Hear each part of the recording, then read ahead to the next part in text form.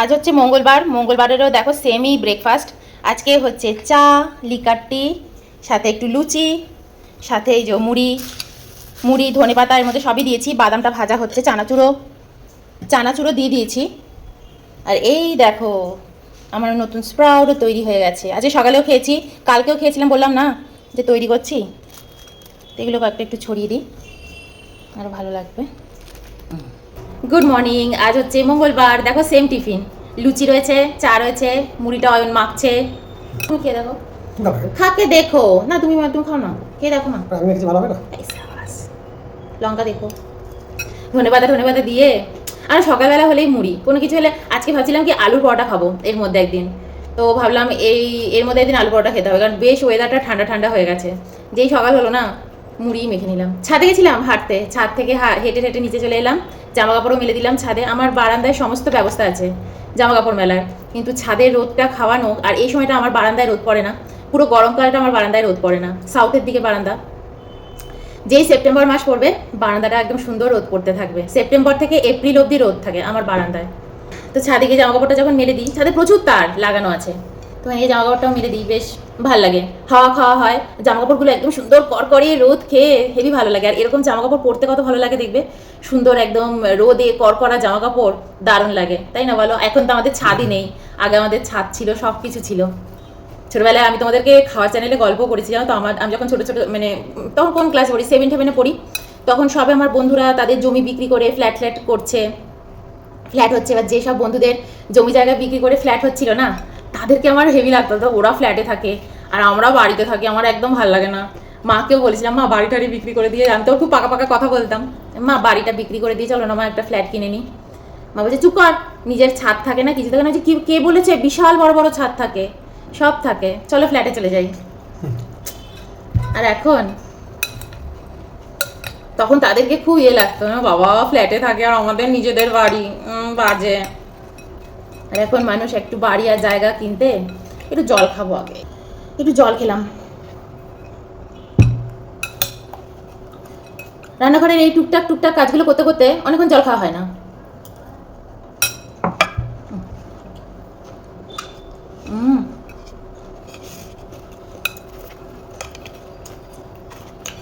সকাল সকাল উঠে এত হালকা আর এত হেলদি ব্রেকফাস্ট, বলো আর কি আছে। আমার দারুণ লাগে জানো, খেতে দারুণ লাগে। একটা সময় তো আমরা মুড়ি টুড়ি পাইনি, সেই সময় সকাল উঠে রুটি ফুটি এটা ওটা খাবার, বাইরে থেকে খাবার এনে এনেও খেয়েছি। যবে থেকে মুড়ির দেখা পেয়েছি, মুড়ি জিন্দাবাদ।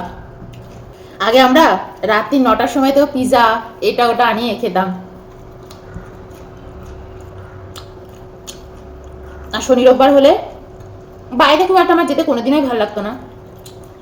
ওই পলিউশন, ঘোরাঘুরি বাইরে আমার ভালো লাগতো না। কিন্তু শনি রোববার, বিশেষ করে রোববার দিনটা, আমার বাইরে থেকে খাবার আসতো, কিলো বিরিয়ানি, 16 আনা বিরিয়ানি, ওগুলো খেতাম।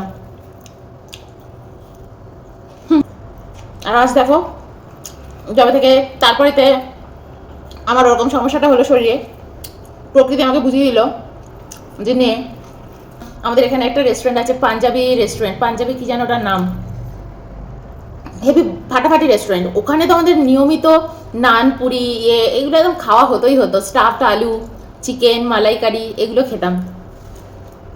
আজ দেখো 2 বছর হয়ে গেছে,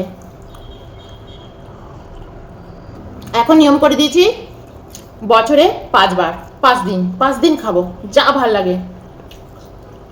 কিন্তু ভালোই লাগে না, এটা হচ্ছে সমস্যা। বাইরের খাবার আর ভালোই লাগে না খেতে।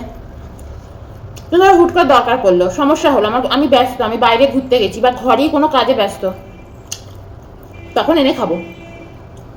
তখন আমি জানি ওটা বিষ, তাও ওটা আমি খেয়ে নেব, রেস্ট হবে আমার ওইটুকু সময়ের জন্য, ব্যাস। শরীরকে এত ভালো রাখবো যে নেক্সট দিন থেকে ওটা আবার রিকভার করে নিজে ঠিক হয়ে যাবে। আমি এখন এই প্রসেসেই যেতে চাই, এইটাই আমি নিজের লাইফে মেনটেন করতে চাই। ডক্টরের কাছে তো একদম যেতে চাই না, একদম না। আর যদি আমাকে যেতে হয় আয়ুর্বেদ, আমার এখানে আয়ুর্বেদ ডক্টররা একদম বেস্ট, ফাটাফাটি, ওনাদের কাছেই যাব। ইভেন ওনারা যেন বলেও দেয় যদি আপনাদের পক্ষে সম্ভব হয় তো আয়ুর্বেদের যে ওদের যে পাতা থাকে, ওদের যে ওষুধ থাকে, ওরা বলে ওগুলো খাবেন না, একদম বাড়িতে গাছ লাগান, কাঞ্চন গুগ্গুল গাছ, এটা ওটা গাছ লাগান, ওই জড়িবুটি খান। আর যদি মনে করেন যে না আমি এত খাটাখাটনি করতে পারছি না, আমাকে শর্টকাট দিন, তাদের জন্য হচ্ছে ওই ওষুধ। আদারওয়াইজ রোজ সকালে নিজের মতন করে একেবারে ওষুধ বেটে, ওষুধ করে জুস করে, আমলার জুস, তারপর হচ্ছে তোমার অ্যালোভেরা জুস, হলুদ, নিম পাতা, এগুলো বেটে বেটে খান, কারি পাতা, এগুলো বেটে জুস করে খান। আয়ুর্বেদিক ওষুধও কিনে কিনে খাবেন না, তারা নিজেরাই বলে দেয়। এই এখন অবধি দেখো সেই এটা এখনো হয়নি যে মানে প্রফেশনাল যেটা বলে, তাই না? এখনো সেই মানে চুরি করা মনোবৃত্তি হয়নি অতটা। এরপর হয়তো এরাও কমার্শিয়াল হয়ে যাবে আস্তে আস্তে। মানুষ যখন আয়ুর্বেদেরই হাত ধরবে তখন এরাও হয়তো অনেক বেশি হয়ে যাবে। সবসময় বুদ্ধি করে চলতে হবে। এই চিমচি হচ্ছে অলরেডি তোমার ক্যালোরি বেরিয়ে যাচ্ছে, পেট কমে যাবে, সব শরীর কমে যাবে এইভাবে। মুড়িটাকে চেবাচ্ছি, এই জায়গা দুটো টন টন টন টন করছে, এখানে যে নার্ভটা আছে সেটা মানে এরকম করছে, আর এই জায়গাটা মাসাজ।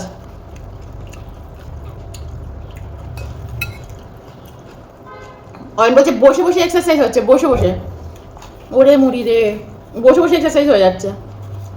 আমি যখনই তোমাদের সাথে গল্প করি, সকালবেলা এখানে ডাইনিং টেবিলে বসে ব্রেকফাস্ট করতে করতে গল্প করি তোমাদের সাথে। অয়নও থাকে, যেদিন অফিসে যায় না সেদিন তো থাকেই, আর যেদিন অফিসে যায় সেদিনও কিন্তু অয়ন সকালবেলা বসেই বলে ফোনটা খোলো, তুমি গল্প করো, আমি শুনি। তোমাদের এইখানে সকালবেলায় আমরা তোমাদের সাথে গল্প করি। আর এই আজকেই মানে যেদিন গল্প করি সেই দিনই বিকেলবেলা আবার এটা আমি পোস্টও করে দিই, মানে সেই দিনেরটাই পোস্ট হয়ে যায় বিকেলবেলা। কিন্তু তোমরা যখন আমাদের গল্পগুলো শোনো বা আমি আজকে কি আপডেট দিয়েছি সেগুলো জানো, সেটা তোমরা বিকেলের পর থেকে জানতে পারো, এই ধরো 5টা 5:30টার পর থেকে, তাই তো? তো আজকে একটু হালকা ফুলকা গল্প হয়ে যাক। সেদিনকে তোমাদেরকে বলছিলাম না বুড়ো মামার গল্প, আজকে তোমাদের সাথে বরঞ্চ বুড়ো মামার সেই গল্পটা শেয়ার করি। আপনাদের মধ্যে একজন আমাকে লিখেওছেন যে তোমার বুড়ো মামার গল্পটা প্লিজ বলো। তো আজকে ভাবছি বুড়ো মামার ওই গল্পটা তোমাদের সাথে শেয়ার করি। রাত্রে যারা তোমরা শুয়ে শুয়ে গল্প শোনো বা গল্প শুনতে ভালোবাসো, তোমাদের ভালো লাগবে। মুড়িটা একটু খেয়ে নিই। তো ছোট করে আজকে বুড়ো মামার গল্পটাই তোমাদের সাথে শেয়ার করি। আগের দিন বলেছিলাম বলবো, তোমাদের মধ্যে এমন অনেকে আছো যারা হয়তো আজকে প্রথমেই আমার ভিডিও দেখছো বা কিছু, তোমরা বুঝতে পারবে না যে বুড়ো মামা কে বা কি। তো হালকা করে ছোট করে বলে দিই, বুড়ো মামা হচ্ছে আমার মায়ের মামার ছেলে। ওই থাকে হচ্ছে ব্যারাকপুরের দিকে, তালপুকুরের ওইদিকে বাড়ি। আর আমাদের বাড়ি হচ্ছে পানিহাটিতে, কলকাতায়, সোদপুর পানিহাটি যেটা সেইখানে। তো বুড়োমা আমাদের বাড়িতে আসতো, সন্ধ্যেবেলার দিকে আসতো, কাজ টাজ সেরে বুড়োমা ছুটি হয়ে যেত 6টার মধ্যে, সন্ধ্যে 6টার মধ্যে ডানলপের দিকে যেত। আর ফেরার সময় আমাদের বাড়ি হয়ে বুড়োমা ফিরতো। রোজ হতো না, কিন্তু সপ্তাহে 2-3 দিন তো হয়েই যেত। আর আমাদের বুড়োমা খুব ভালোবাসতো। বুড়োমাও আমাদের সেই সময়তে আমাদের থেকে মানে খুব যে বয়স তা তো নয়, এই ধরো 27-28 বছর তখন বুড়ো মামার বয়স, আর আমরা তখন একদম ছোটো ছোটো। তো ওই কারণে আরও বেশি ভালোবাসতো। আর আমাদের বাড়ির পরিবেশটা একদম অন্যরকম ছিল, গঙ্গার পাড়ে যেহেতু বাড়ি। তো ওই পরিবেশে বুড়ো মামা কেন, বাড়ির অন্যান্য লোকেদেরও আমাদের বাড়িতে এসে সময় কাটাতে খুব ভালো লাগতো। তো যাই হোক, আজকে এখন বুড়ো মামার গল্পটা করছি, ছোটো করে একটু গল্প করে দিই, হালকা ফুলকা গল্প। যাদের তোমাদের আমার গল্পটা বিশ্বাস হবে না, তারা সিম্পল গল্পের মতনই শোনো, অ্যাজ এ গল্প, আর কিচ্ছু না। বুড়ো মামা একজন অ্যাস্ট্রোলজার ছিল, ও অ্যাস্ট্রোলজি নিয়ে পড়াশোনা করেছে, কিন্তু অ্যাস্ট্রোলজিটাকে কখনোই প্রফেশনালি নেয়নি। বাড়ি থেকে সবাই বলেছিল যে বুড়ো তুই এটাকে প্রফেশনালি নে, কিন্তু বুড়ো মামা নেয়নি।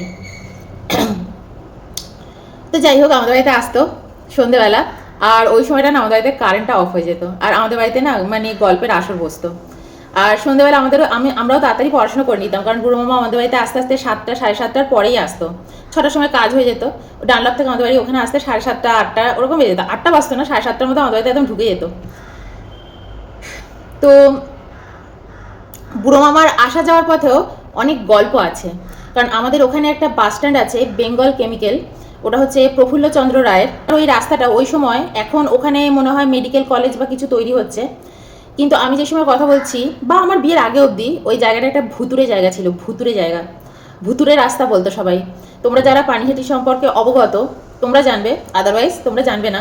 তো ওই রাস্তাটা একটা ডেঞ্জারাস রাস্তা, দুদিকে হচ্ছে প্রফুল্লচন্দ্র রায়ের কারখানা, আর ফাঁকা ফাঁকা জায়গা, এরিয়া, কোয়ার্টার, আর মাঝখান দিয়ে ওই রাস্তাটা আসছে। শীতকালে মনে হতো যেন কাশ্মীর। তো ওই রাস্তার মধ্যেও বুড়ো মামার অনেক অভিজ্ঞতা হয়েছে এই আসা যাওয়ার পথে।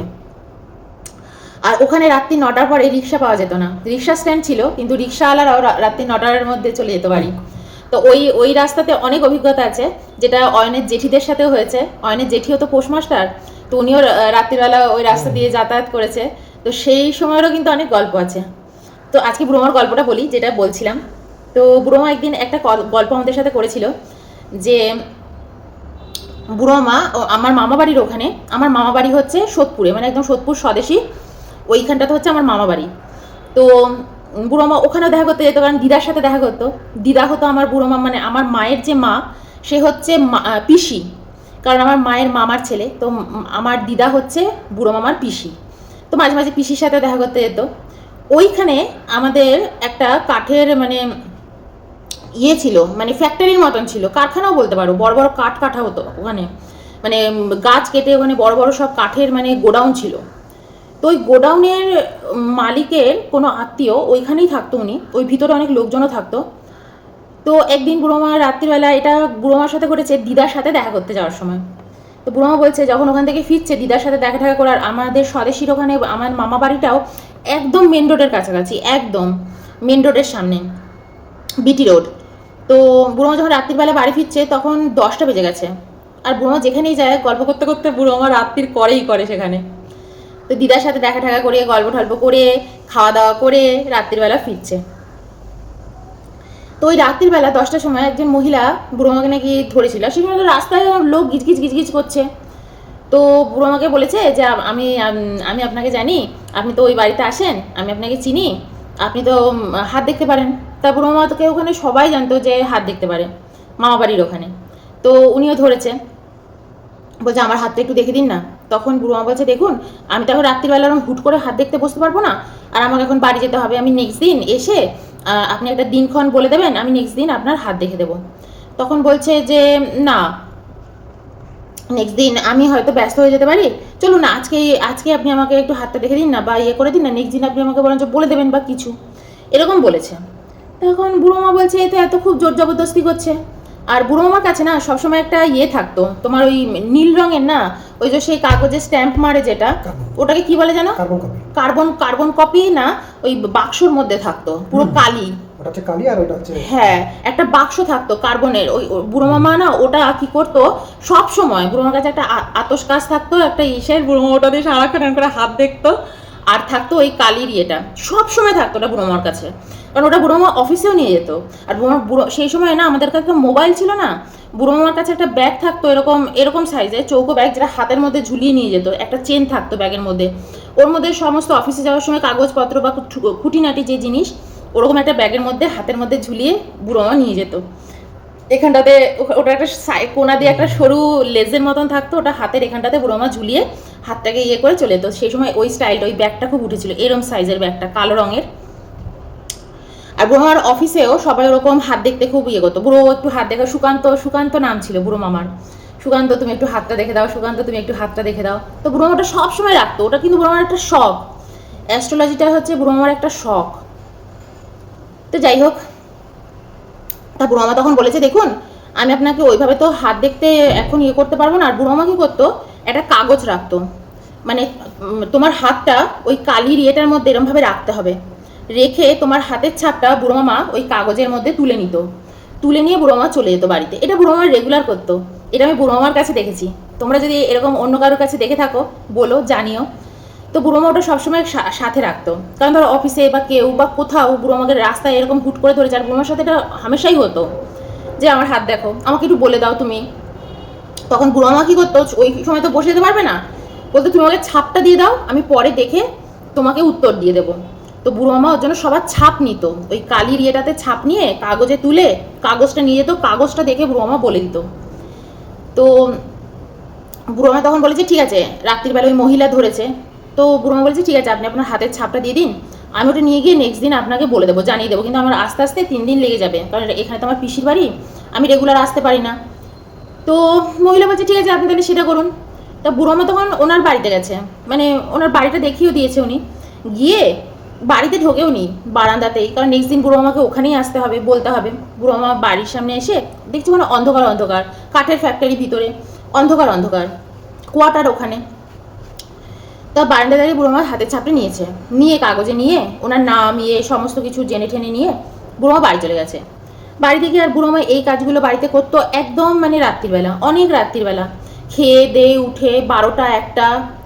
প্রথমে বুড়ো মা একটু রেস্ট নিত, রেস্ট নিয়ে এই ধরো 2টো 2:30 পৌনে 3টে এই সময় বুড়ো মা উঠে না ওই কাগজগুলো দেখতে থাকতো। আর ওরা শখও ছিল, ওগুলো দেখতে থাকতো আর লিখতে থাকতো, নোট করতে থাকতো। তো মহিলার ওই কাগজটাও বের করেছে, নোট করছে। বুড়ো মা যতবারই নোট করছে বুড়ো মার কি জানি কেন মনে হচ্ছে যে কোথাও কোনো গন্ডগোল আছে, খুব সমস্যা আসছে, ওই মহিলার খুব সমস্যা আসছে, এরকম বুড়ো মার মনে হচ্ছে। আর বুড়ো মা এটাও বুঝতে পারছে যে ওই মহিলার আয়ু খুব কম, ঠিক আছে, এইটা বুড়ো মা বুঝতে পারছে। কিন্তু বুড়ো মা এর পরে কি হবে ওনার সাথে ফিউচারে বুড়ো মা কিছু ওই বার করতে পারছে না, কিছুতেই বার করতে পারছে না। তারপর বুড়ো মা একটা মানে লিখে নিয়েছে ওখানে যে আমি আপনার নেক্সট দিন দেখতে পাচ্ছি না, ঠিক আছে। আর মানে জ্যোতিষী মতে যেটা দেখাচ্ছে যে ওনার আর মানে মানে কোনো ফিউচার আমি কোনো প্রেডিকশন করতে পারছি না, এরকম। আর উনি তো বলতে পারে না যে আপনি মরে যাবেন, 2 দিন বাদে আপনি মরে যাবেন, এরকমও বলতে পারছে না। কিন্তু বুড়ো মা বলছে আমি কিছু ফিউচার দেখতে পাচ্ছি না, কিন্তু কোথাও একটা বুঝতে পারছে বুড়ো মা যে ফিউচার বলে কিছু নেই।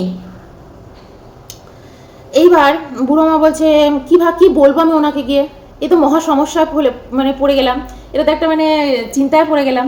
তা বুড়ো মা 3 দিন বাদে শনিবার পড়েছে, তা কাজের ওখান থেকে বেরিয়ে এসছে, তাড়াতাড়ি করে গেছে ওনার বাড়িতে।